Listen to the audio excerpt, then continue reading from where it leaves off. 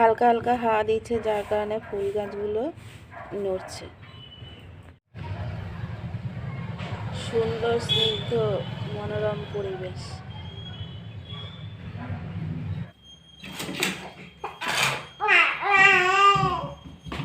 ও কাঁদে না শোনা?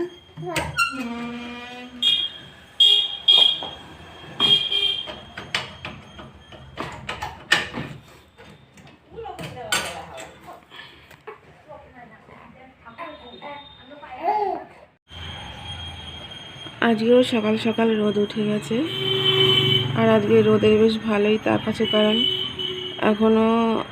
এখনই মানে রোদের তাপটা বেশ প্রখর ভাবেই লাগছে। মনা ঘুমিয়েছে, ওকে ঘুম পাড়িয়ে দিয়েছি। আজকের ওয়েদারটা বেশ ভালোই আছে, সকাল থেকেই বেশ সুন্দর রোদ উঠেছে, তবে নিচেটা ছায়াই আছে। এই যে ফুল গাছটা দেখছেন, এই গাছটা কিন্তু এই রজনীগন্ধার মতন ফুল হয়, আর শীতকালে এই ফুলটা ফোটে।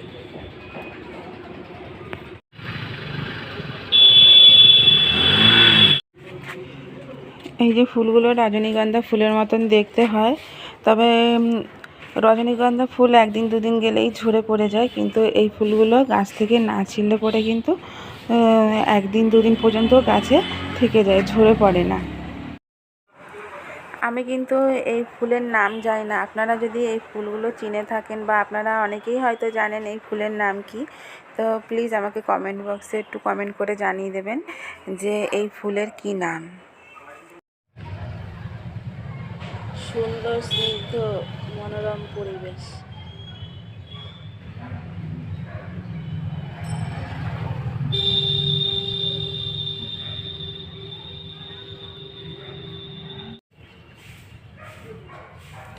হালকা হালকা হাওয়া দিচ্ছে, যার কারণে ফুল গাছগুলো নড়ছে।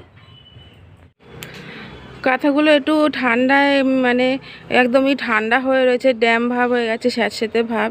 তো এমনি কাঁথাগুলো শুকনোই, তো ভালো মতন রোদ ওঠাতে আমি কাঁথাগুলো রোদে গরম হওয়ার জন্য দিয়েছি।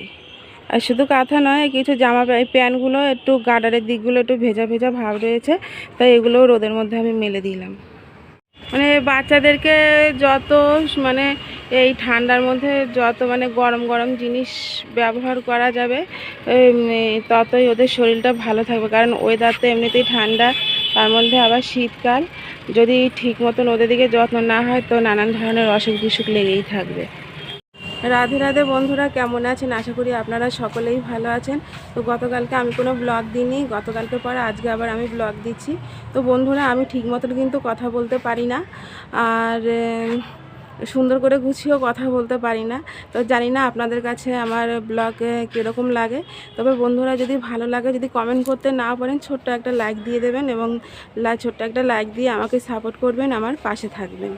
আর আজকে আমি কি করছি না করছি সেটাই আপনাদের সাথে শেয়ার করে নিচ্ছি। বন্ধুরা, আমার ব্লগগুলো কিন্তু একদমই ছোট ছোট হয়, 2 মিনিট 3 মিনিটের।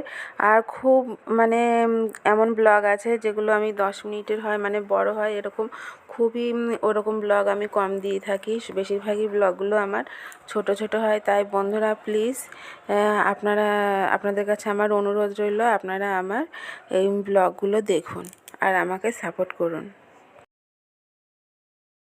তো বন্ধুরা, আপনারা আমার সাথে থাকবেন, আমাকে সাপোর্ট করবেন। প্লিজ, যদি কমেন্ট করতেও না পারেন, ছোট্ট একটা লাইক দিয়ে দেবেন।